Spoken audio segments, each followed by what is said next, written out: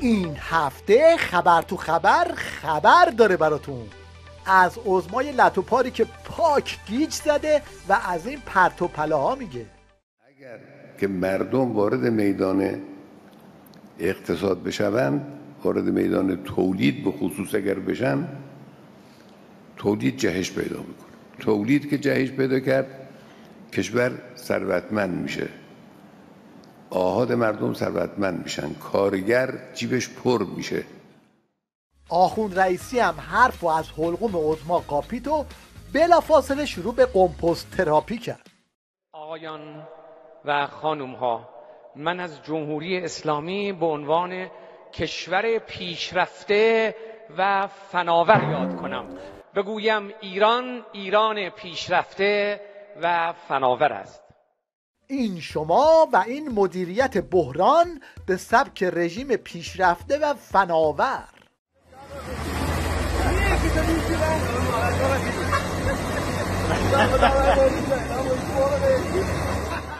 حالا دیگه کار به جایی رسیده که حتی توی استبل ولایت هم به آخوند رئیسی جفتک میزنن و بهش میگن تو گوشت و دارو رو حل کن، پیشرفت و فناوری باشه طلبت. رئیس جمهور، یادتان هست فرمودید که خوب شد ما رئیس جمهور نشدیم که دلار بشود 5000 تومان. اکنون به جای آمارهای عجیب اقتصادی که هیچ سنخیتی با صبرهای محقر مردم ندارد، فکری برای ارز 67000 تومانی و گرانی کمرشکن اینترنت، گوشت و دارو بفرمایید. این هم یه نمونه دیگه از لگد پرونی های استبل ولایت به آخوند رئیسی. آقای رئیس جمهور، آشفتگی های بازار و این گرانی های افسار گسیخته را کی مهار خواهید کرد؟ مردم زیر بار فشارهای اقتصادی کمر خم کردند و هر روز با این اوصاف نابسامان مدیریتی در کشور در حال از دست دادن اعتماد عمومی و سرمایه های اجتماعی هستیم. سر کلاف سردرگمی های دولت در اولویت های مردم کجاست؟ آشفتگی های روزانه در بازار ارز ناشی از چیست؟ مردم پاسخ این سوالات را در زندگی و امورات جاری خود میخواهند. ماشین دولت رئیسی الان یه چنین وضعیتی داره.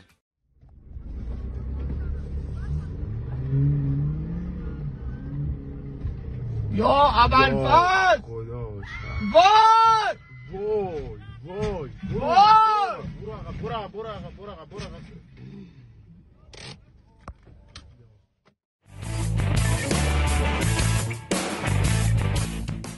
یکی از سه رأس لاریجانی که خودش و داداشاش توسط عظما قیچی کاری شدن فکر کرده با این پاچه خاری ها میتونه یه چیزی از عظما گدایی کنه. اینجا اون دهها و در واقع نبوغ مقام معظم رهبری پیدا میشه. حالا غیر از ارادتی که من به شخص ایشون دارم، میخوام از لحاظ عملیاتی ایشون در واقع یه نبوغ خاصی در مسائل استراتژیک و دوردست نظام رو دارن. امروز هم دنیا معترفه که یکی از رهبران بزرگ معاصر دنیایی است ایشون. بابا کجای کاری تو؟ حالا دیگه آخوندهای ریزشی خودتونم راهبردهای عظما رو خط خطی میکنن، چه برسه بقیه. نمیتونی خودت منفجر کنی 4 تا اینا رو بکشی. این میشه عملیات ارهابی. کجا شهید برو بند خدا؟ کجا شهید شدی؟ حرامه. غیر از اینکه این کارو کردی بر شیعه بدتر میشه. چیکار میکنن؟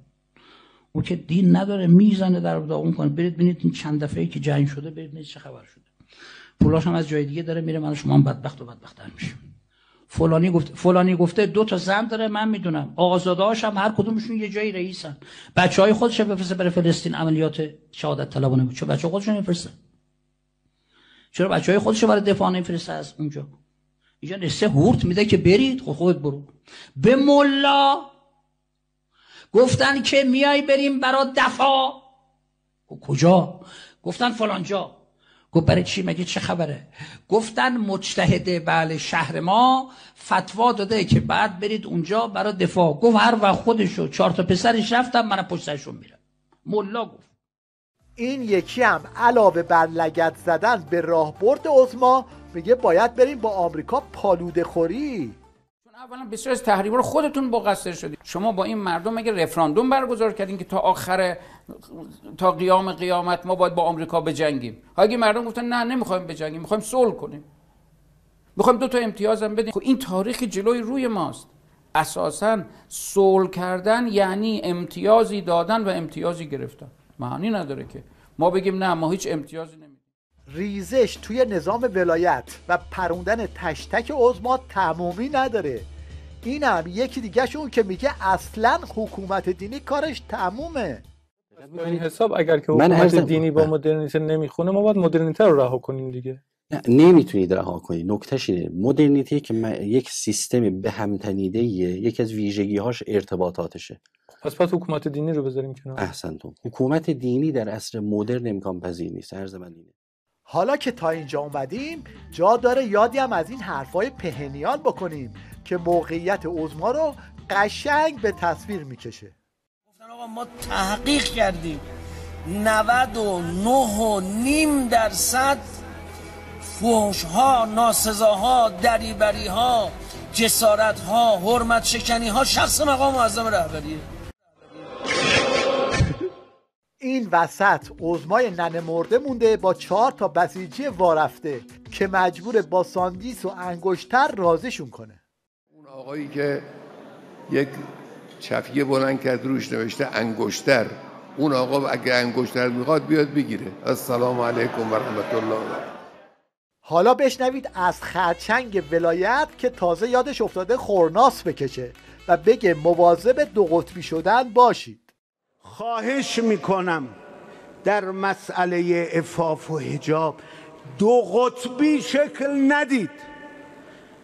به اندازه کافی 2 قطبی ها هست. منطقی بحث کنید، منطقی استدلالی بحث کنید، در برابر استدلال هنگ به یکدیگر نزنید. من دارم احساس میکنم دل سوزان حجاب هر سلیقه‌ای که دارن تو میدانند و از طرفی به گوشم میرسه انگ زدنها. والله به مصلحت نیست. بابا کجای کاری؟ 2 قطبی چیه؟ نظام آبکش شده. خودشون جنگ با مردم رو انداختن، خودشون شکست خوردن، دوباره شکست دارن میخورن، میگن اینا دارن تسریع میکنن. به ما چه ربطی داره آقا؟ شما که منبرا رو راه انداختید، نماز جمعه ها رو راه انداختید، تریبون ها رو راه انداختید، به اسم نپا رحم نکردید. به ما چه ربطی؟ ما سر پیاز بودیم، ته پیاز بودیم، ما یه گوشه وایسادیم نگاه میکردیم. خودشون میجنگن با هم دیگه. خودش آقا بابا خدا رحمت کنه دونکی شد. خلاصه که جک و جونورای نظام بد جوری به جون هم افتادن.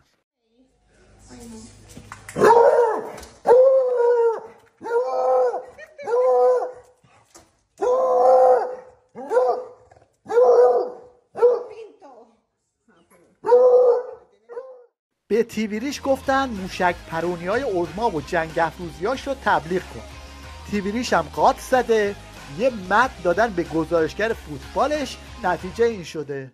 خیزش نخبگان و روشنفکران در غرب بر ضد راهبردهای حاکمان طی دهه 50 دهه گذشته خدمتتون عرض کنم که 5 دهه گذشته 20 ساله بوده. خیزشی که متعاقب طوفانی و الصادقی داشته و بعدهای صادقی بوده. حرفای این اردکه از پرت و پلاهای گزارشگر تیویریش بیشتر قابل فهمه.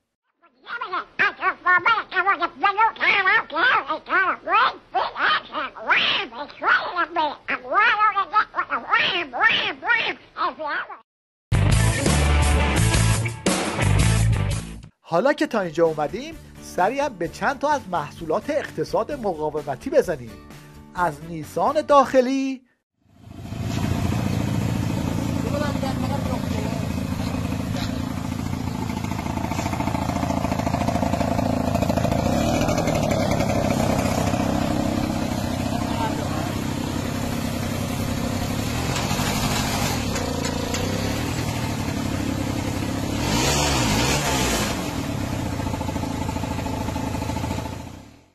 تا نوشابه سازی.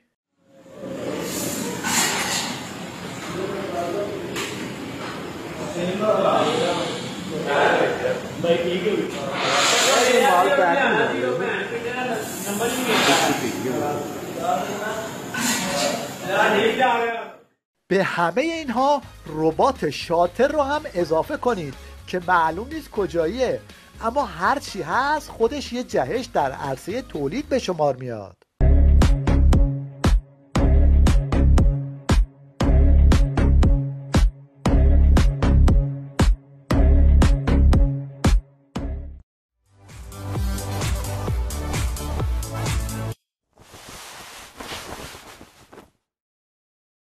در پایان این شما و این ابتکار یک هموطن اصفهانی که خودش کاملا گویاست. آقای چند روزی بود این دست فرمونی ماشی آقا مانی آقا چراغش کار نمیده، خب قطع بود، چراغش هم نمیشون و دو رو فش کن تا امروز اومدیم دیدیم اینا گذاشته زدیم دیدیم چراغ رو شهنشو آقام بعد زنگ زدم آقام گفتم این چیه؟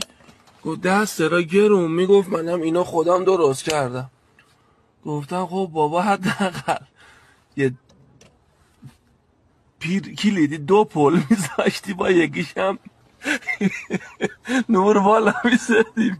چیه زنگی خونه حالا قراره 2 پل بذاره باش نور بالا هم بتونیم.